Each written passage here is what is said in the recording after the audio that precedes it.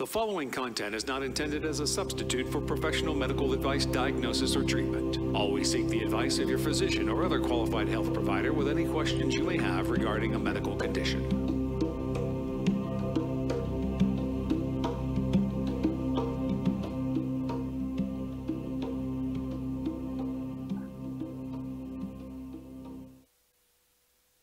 Brocky Spriggs, and I have a master's in professional counseling.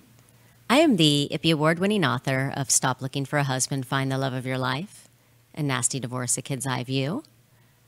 I've been writing positive divorce advice for the HuffPost since 2012, and I'm trained in clinical hypnosis. And this podcast speaks to out-of-the-box thinkers, and it's for those who hear the call of hope and always another way. And if you're very rigid and set in your beliefs, this is probably not your cup of tea. However, you should note, taste can and do change. Back in June, I had gone to the Los Angeles Psychedelic Science Symposium, which was a 2 or 3 day event that had presentations of different speakers from the medical field, from other fields, about using psychedelics in medicine. And I had met this just very, very interesting woman who's going to be on the show. Her name is Mareesa Stertz.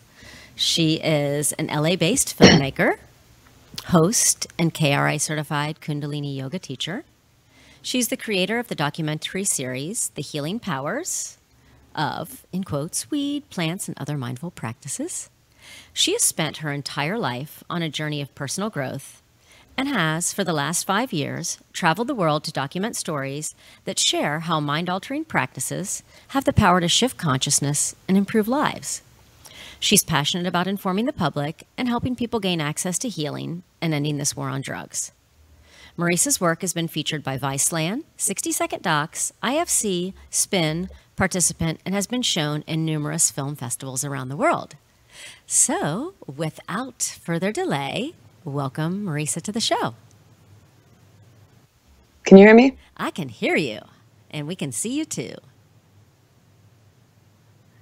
All right, so I just wanted to know, what was the catalyst that started this journey of healing? What was that point that said that you were at where you were like, I think I need to try something different? Uh-oh, I can't hear you. How about now? Is that better? Okay, better, yes. Okay.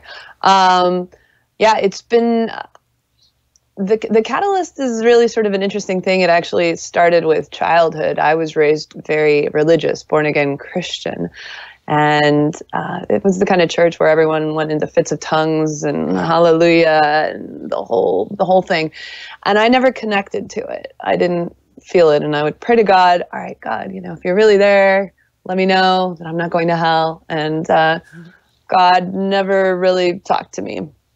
Not there anyway. And so I gave up on that idea of God and sort of grew up seeking some sort of meaning, some sort of something, and eventually found my way into psychedelics as a teenager, and and didn't really think much of it. Did a little mushrooms and smoked some weed, and at one point I took LSD, and it was there that I suddenly got my sign, I guess. I had this transformative experience that made me realize we're all one, we're all connected. And it was at a time in my life where I was so at odds with everything, including myself. I was such an awkward, uncomfortable kid that it was a message I really needed to hear.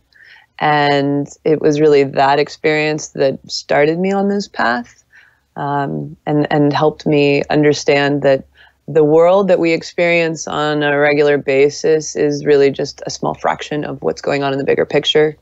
And yeah, that started me on my path.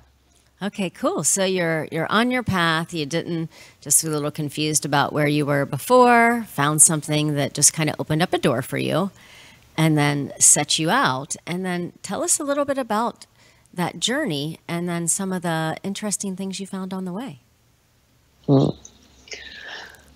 So, you know, in addition, there had been some trauma in my childhood, and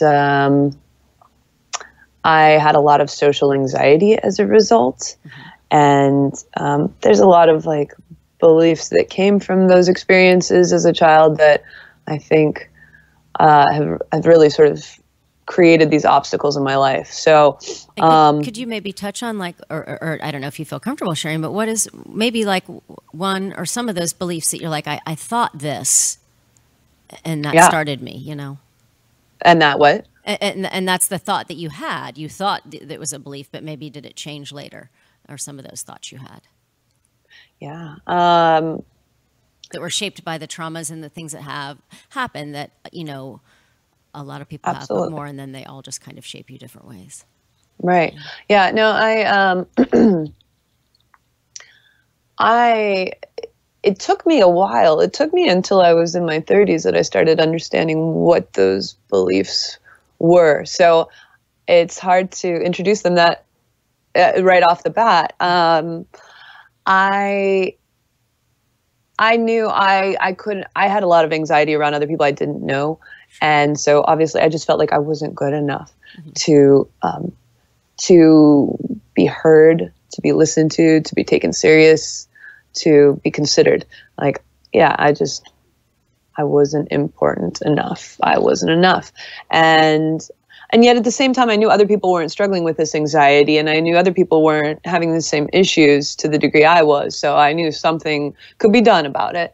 And I really have spent my entire life trying to get better, trying to figure these things out. And it's very interesting how the lessons that have come up at younger places in my life when maybe I wasn't ready to hear it, I've heard things then that I'm hearing, now or more recently that then made absolutely no sense. They went over my head. I could maybe sense that there was something of interest and value there, and I would try to figure it out, but I guess it wasn't time for my soul to know what to do with that. And so, anyway, the foundation of everything is that I'm not good enough. It's still something I struggle with. It's kind of ridiculous. I never ever thought that I could be the person in front of a camera. Who would want to see me in front of a camera? And I mean, who knows? I still question it, and it's still a big debate. But at least I know that I'm as good as anyone else, and I think I have some interesting things to say. I've gotten some good feedback. So right, here you are. Here I am. Yeah. So yes, I think you saw me speak in front of 400 people, right? Yeah, and it was impressive because you just really, and it is very brave, and everybody's got their own journeys and struggles, but to also put that out there for people and to just open yourself up to a lot of different things, I think is just extremely, extremely very brave. And so you've got this, so let's talk about, so you're struggling and, and a lot of people do feel that way, not good enough. We are in a comparison society, and you just look everywhere and somebody's, whatever, thinner, richer, better, smarter, something if you're going to compete. Yeah. So let's talk about how you started this journey, and then you're like, maybe I should document it. What was that? How did you make that connection there?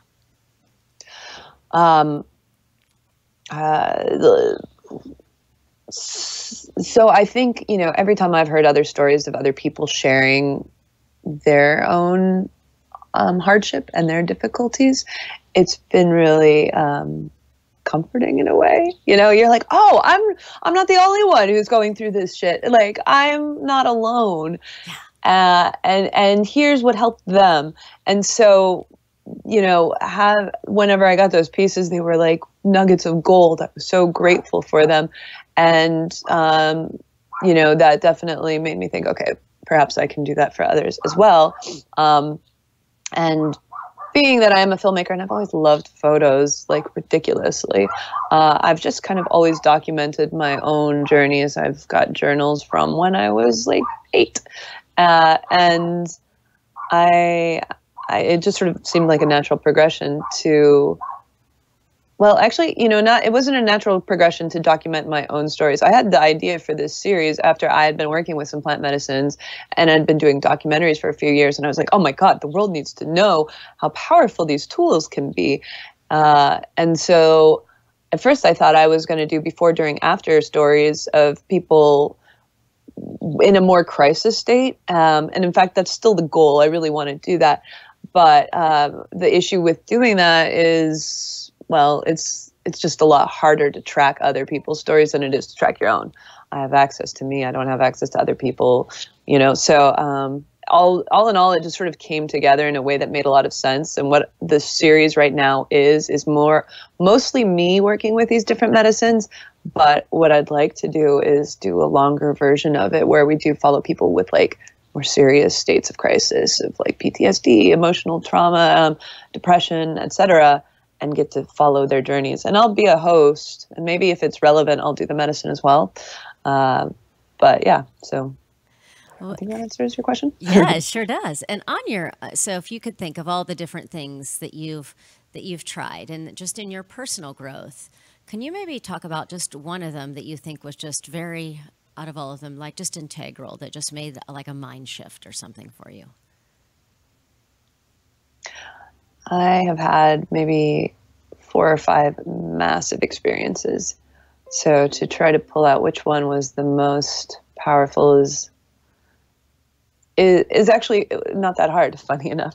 I made an episode of it. It's a lot shorter than I would like it to be, but I don't know if you got a chance to see the ayahuasca episode. It was, what it is me taking mushrooms with an MAOI Syrian rue, which allows the mushrooms to be 4 times more powerful.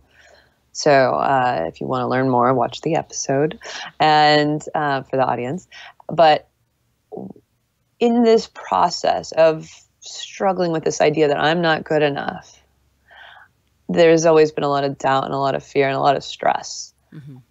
And that just can eat away at you and keep you up at night. And, and the thing is, I've noticed the more I obsess around it, the more I'm looking for evidence of it so that I can correct it. And the more I'm doing that, the more I'm like creating it, It's like that whole idea of what we think about is more solidified by our thoughts. Sure. And so the ayahuasca experience really gave me an insight on a very visceral building block level where I feel like I got to see those building blocks of reality and how it's actually all neutral. It's all just like a creative, energetic force that weaves this reality. And it's almost impossible to really make sense of until you've maybe seen it. But I always think of it as like a big tapestry, and life happens. The way my mind made sense of it during this experience was that like I saw these little entities, like these creative little entities, almost like ants, that were like weaving this massive tapestry. And the tapestry, every element of it was a variable. It was constantly changing. It could be love, it could be hate, it could be pain, it could be joy, it could be all these different, it was almost like I was looking at a slot machine thing that was constantly turning.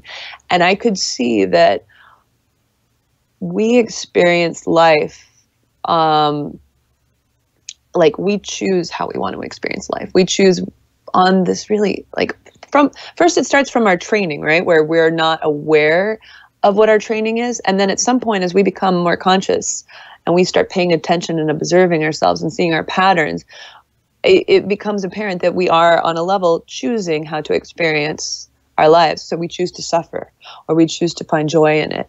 We choose what perspective, what pair of glasses we are seeing the world through.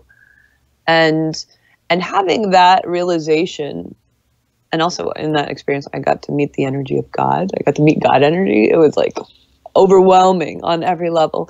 But being able to see that life and how we experience this is such a choice was really empowering and created, I should add, I was also able to see that things happen the way they're meant to happen, and the way that they need to happen for our souls to grow. And if that means we're stuck on something for years and years, that's what our soul needs to move on. or stuck on something for a lifetime. Maybe that's what our soul needs to move on. This is not, I don't believe this is our only lifetime. So anyway, all in all, it tied up into me really, that was the blossoming of faith for me, faith in a system, and just trusting that things happen the way they're meant to happen. The more we resist, the more we fear, the more we just kind of slow down things, and the more we sort of embrace and allow life to flow through us, the more exciting and engaging and more growth you get out of it.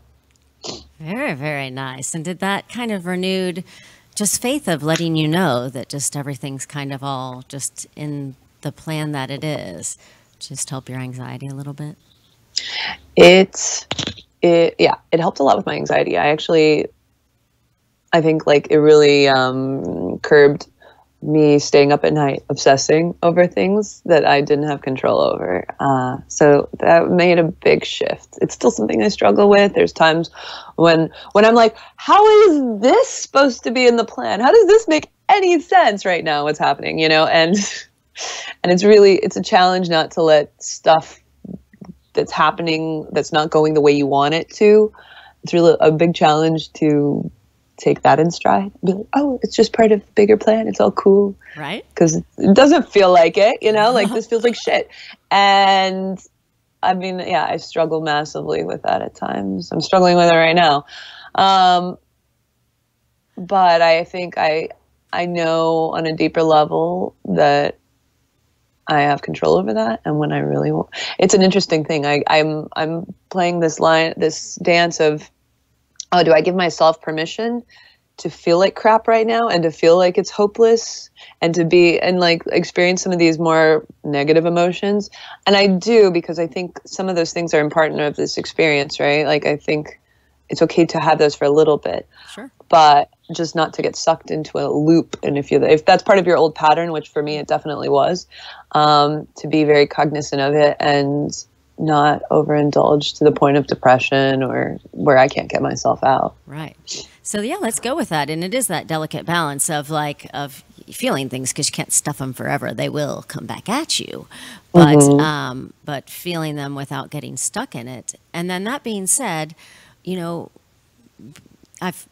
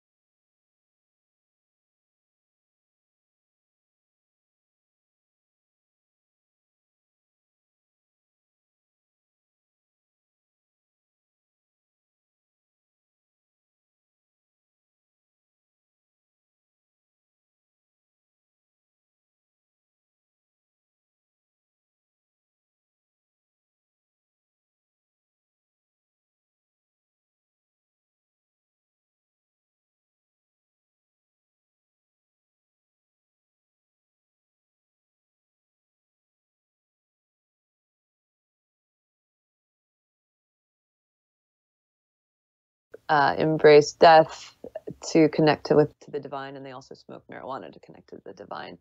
And so I shot an episode on that. It got me over 1 million hits, and then that started this series. From that, Mary Jane, the guys there were like, "Hey, what's next?" And I said, "I have this awesome series about how how psychedelics can help heal people." And they said, "Okay, cool, so do it."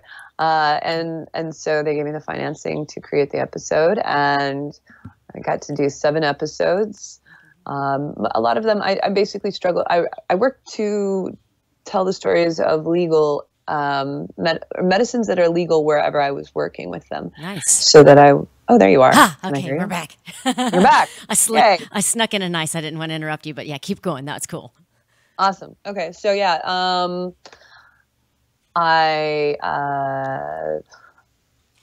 so I think 3 or 4 of the episodes are on marijuana because I was in LA at the time. And then I had a trip planned to Europe and found this wonderful man, Oliver Martin, who guides those ayahuasca experiences, the one I was telling you about, and he works mostly in Holland. And he, so I was just finding places where these drugs were legal. In Holland, psilocybin and these truffles are illegal, so there's a way to work with that. And yeah, and so now they've all been released. We have the last one coming out today on maryjane.com. Okay, yeah, that's what I was going to say. Tell everybody where they can go if we want to see all these episodes and find more about you and get all this stuff. Just let's lay it all out there. Cool. Yeah, so you can find them through maryjane.com/healingpowers or my own website, which is thehealingpowers.com. And like everything is there. Also, much appreciated is if you like it and you want to follow up on future things coming out, sign up for the mailing list or follow us on Facebook, also The Healing Powers. I think it's actually on the Facebook. It might be, it's The Healing Powers of Psychedelics. I'll put it in the show notes for you. Cool. I'll double check that one for you. I can't remember if I was able to figure out how to get it just to say The Healing Powers. Awesome. And hey, Mareesa, have you always been an outside of the box thinker person? Oh yeah, without a doubt. Oh, yeah. in every way. Okay. And what do you think inspires that? I don't know. I had a pretty weird childhood. I think my parents are to thank or to blame for that one. Kids are very perceptive, aren't they? Kids are very perceptive. Yeah. I grew up in Las Vegas, hardcore born again Christian, to my parents who were from Germany and Austria, who worked in the gaming industry. It was just like so many weird things that I don't think I could have turned out to be more mainstream, like, had I tried. I wanted to, I wanted to fit in. So, well, you know what? Yeah. There's a tribe for everybody, isn't there? Indeed. And we are all connected 6 degrees or 7 degrees or how many degrees of Kevin Bacon?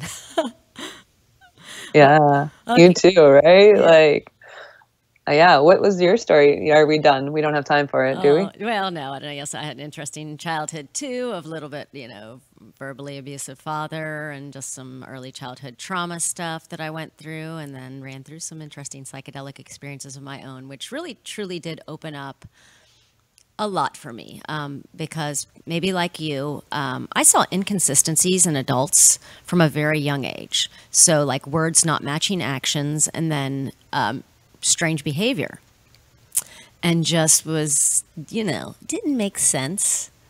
And at least for me, and maybe you can say this for you, that leads you on this curious path of kind of finding, what's right. Or at least for me, I thought, this isn't right. Like all this like bad stuff, there's got to be good stuff and better people somewhere. I just don't think this is how life is. Yeah. You got any of that? Absolutely. 100%. I mean, with the religious stuff, that was for me, I was just like sitting there arguing with the pastors and being like, this doesn't make sense.